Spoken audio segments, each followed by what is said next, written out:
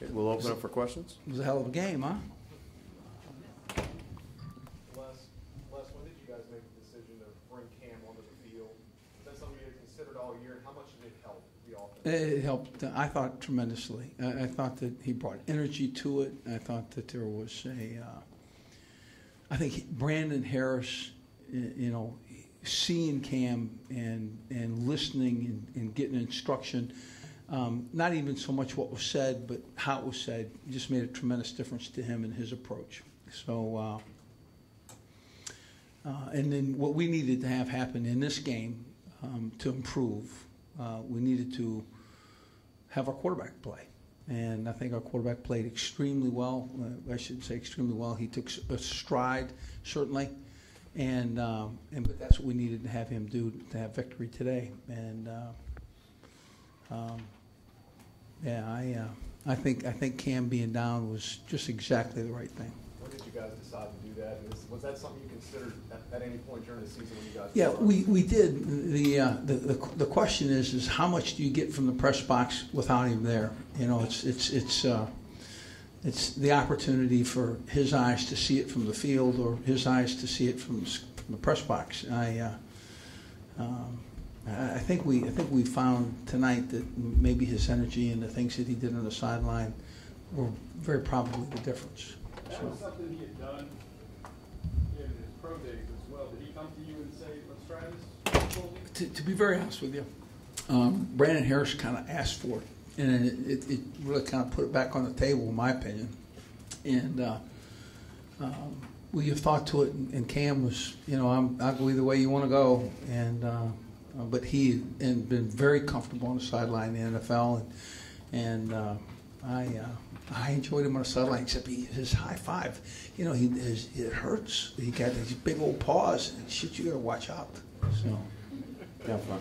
What did you think about, or how would you describe the night that Leonard had for you? This is a night that Leonard Fournette would have again and again and again. I wouldn't call it routine because he is not a routine runner. He's a special back. But we would expect him to have nights like this. He's fast and strong and capable, and he is one of the more competitive men I know. He wanted to win this game, no doubt. He'd like to have gotten about 47 more yards, but I think we could have expanded the fourth quarter just a couple of minutes. We may have got it for him. Coach, is this kind of back to the good times, finishing the year with a big win in the bowl game and beating the opposition handily like you've done in some previous bowls? I think it's I think when you start the offseason with victory, what happens is one will recruit well, which will eventually in June sometime benefit a very, very talented class as it comes in.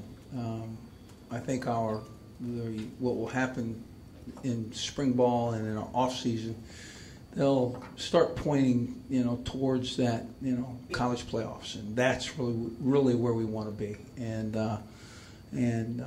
So I think this is I think it's the right turn. I think certainly I think you can see that the program itself is being manned by real quality young men, and that they're looking for the kind of success that they had tonight in a bountiful way, and by numbers. Les, it was a tough November, December, kind of a holding pattern. How do you get to where you just talked about in the spring? Well, here's what happens, right? Okay, we come out of the gate 7-0. Should have been 8-0. This should have been our 10th victory. Our first game got lightninged out, okay, and called on account. But what happens is this football team catches speed, and we're really in position to do some special things, and we lose about 3 guys that really were instrumental into some of the things we were doing, and it changed our direction some. And we're just now starting to get some of the health back in some of those guys, and we're starting to build the depth in the backup that is necessary so that we could play and execute at a very high level. So I think what this did is there was a spot where this football team needed to rebound. I think they showed great character. Anytime that you have a string of losses with a very talented team, very capable team, a team that's used to winning, it can be, let's forget this year. No, they didn't forget this year in any way. They knew that they were going to saddle it up again. They enjoyed how it felt when we came off the field against A&M, and they were going to saddle this team up one more time. And they were take the seniors and the juniors that might go and be an NFL team, and some of these freshmen, and say, okay, listen, guys, this is how it's going to finish, and that's what they did. And that's character, and that's that's, to me, and that's maybe the strength of this program. Well, how much easier does it make it on your defense when you're in the lead, you're dictating the score and what they can do, and kind of limiting them on offense? Our defensive front got better, really start to finish during the season.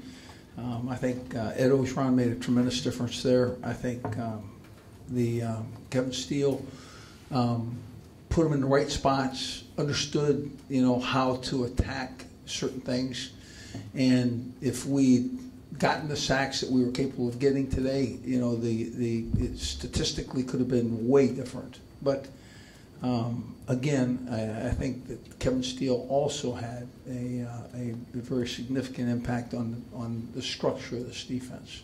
So I liked how the defense played today. The first 3 and out was minus yards, and I said, you know what? That surely sent a message to the quarterback. That this is just not going to be his day, right? So.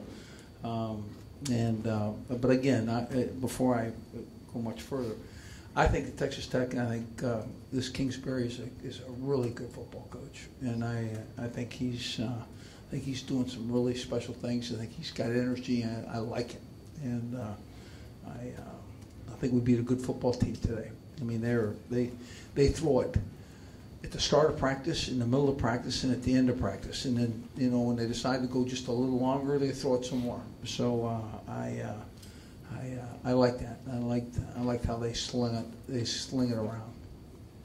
You commented on your defensive speed. Do you feel that that's usually a plus for you in these bowl situations where a team might not be familiar with what you're bringing to the field? Well, you know what I think we did too? We took 2 days off we did Christmas Eve and Christmas, and it really was right in the middle of a game week. And we took with the equivalent of a Monday, Tuesday in a game week. Came back, had a Wednesday practice, and I think that the freshness of our team was very evident tonight.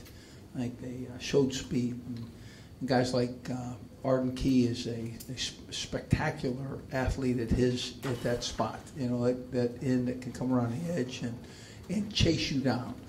And guys like Deshaun Bauer have improved tremendously. And the interior, group is playing extremely well. So Frank Heron and Christian Lockett-Shore and Devon Gottschall. So and we may have the fastest linebackers in college football. So and I think I think that speed was evident today. A quarterback gives you headaches now. So if we didn't have some guys on the field that wore the purple and gold to chase him down. Got a last question. Y'all did a really good job of pressuring him. But man, it looked like y'all had to expend a lot of energy doing it, chasing him all over the field. Were you concerned about that coming back to haunt you late in the game? Kind of like that Clemson game a couple of years ago. How did you keep them fresh? Yeah. All that chasing? Yeah, we probably had a little bit more depth in this game in the defensive line than we had in that Clemson game. If you recall, we had some guys that went down early in the game, and we did not have ends that were fresh that could chase that fast quarterback around. But our ends were really in position all night to run, and again, we were too deep. So, Coach, Your mic is hot. Can you just Remember that? My mic is hot. Oh, yeah. Okay, got it. We're hearing everything you're saying. Thanks. Well, that's good then, I guess. I was trying to be heard. Oh, you're not talking to me, Cobble? Last question. How about that one? Coach DJ Chark, we've been hearing a lot about him for a long time. Why tonight, and how did it work out for him? We saw the opportunity for a speed play, and DJ has unusual speed. You could see that when he got in front, and it was very difficult to catch him. We think that we'll use guys like that pretty routinely, and we're just getting him started.